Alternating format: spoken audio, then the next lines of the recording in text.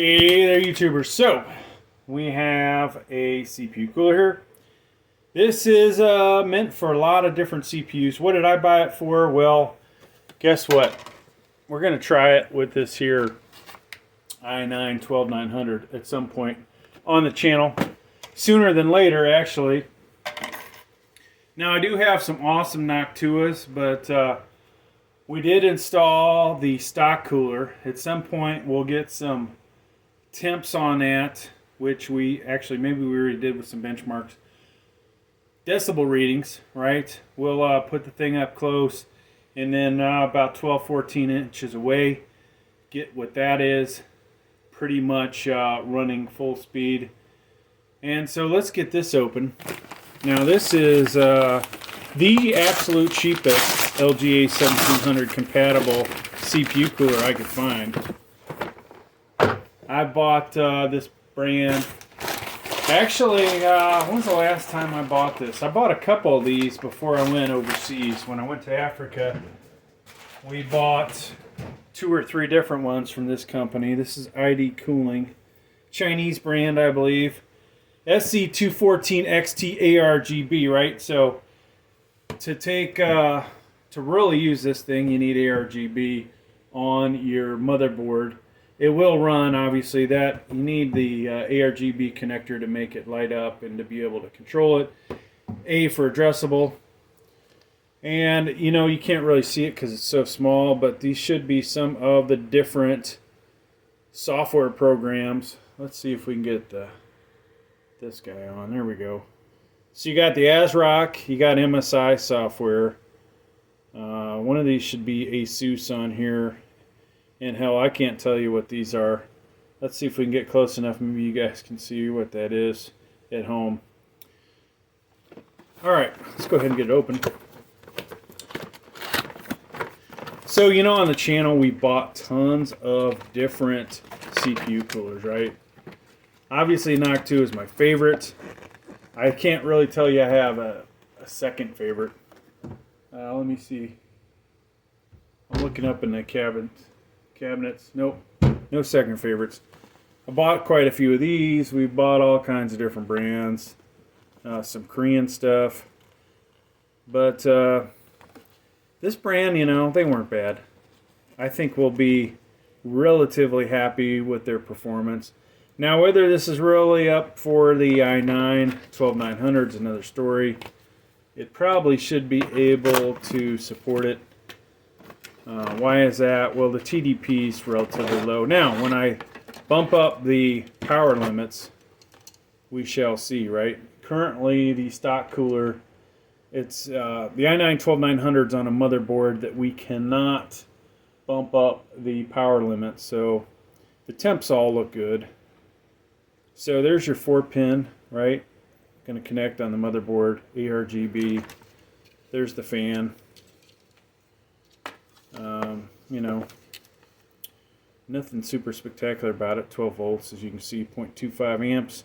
Says on the back, and that may be the part number from these guys. Made in China. What isn't made in China, right? The good old US of A is a little too frickin' dependent on China. Hopefully we won't find out the reality of that anytime soon. A little bit of damage there, folks. Would you guys send that back over that? I don't know if I can bend that back. You know, you saw the container this shipped in, right? That's not going to protect this, but honestly, there is no damage to the box, so who knows when that happened or what caused it. It's probably, you know, the way it was packed on the inside. Yeah, quite a few of these not looking so hot. But hey, so we will have to remove this here sticker. Maybe I'll do it now so you guys can see what it's going to look like, and then I'm going to put it back on there for now. Hopefully I'll remember before I put that thermal paste on, right? So, little plastic baggie. You guys saw briefly what the installation looks like. I didn't talk about that. We'll do that in a different video.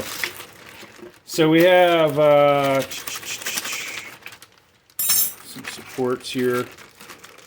Here's your base plate. This will go on the other side of the motherboard.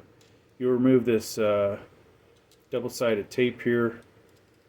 And of course these are threaded, so we're going to run our screws through it. Now, this guy, it would appear, so I have never installed this, but yeah, it looks like it's going to go like that, right? Something like that. Yeah, we have these posts here, and it doesn't go all the way through, so we might have to look at the instructions, folks. Of course, these are for the fan. They do not give you two sets, so if you wanted to run dual fans on this, hopefully if you get another fan it comes with it. A lot of times, you know, the real good companies will provide two sets of these. But hey, got some spacers, some screws in here, some more spacers and screws, and then the thermal paste. I will not be using that thermal paste. We'll use something a little better. You know, I'm assuming it's better. Maybe it isn't better. Maybe that's the best stuff in the world right there. Who knows? The only way to find out is to test it, right? Alright, so going back to this, now that we've looked at it, the print is super small. Yours truly cannot read it from here. But you see different type spacers. There is a AM4. So, standoff number 6, which is that guy, is for AM4 and LGA 1200. There's the one I need, number 5. Number 5 has ribs on it, right? So it looks like this bag is the one I need. So we'll use that, and then the screws. So looking at the installation, it's good to get, you know, familiar with this. And I will get out my glasses when I actually do the installation. So you obviously have, there's LGA 1700, AMD AM4 right here. And then it shows you how to cook up the ARGB. Now the back side is Russian, maybe? What does that look like? Wow. Do Russians buy these kind of gaming computers? I assume they probably do. Occasionally I'll get a comment from a Russian or somebody, you know, from that area of the world. So yeah, we'll be following these instructions. When I do the installation video, folks, we will follow these instructions right here. And you can see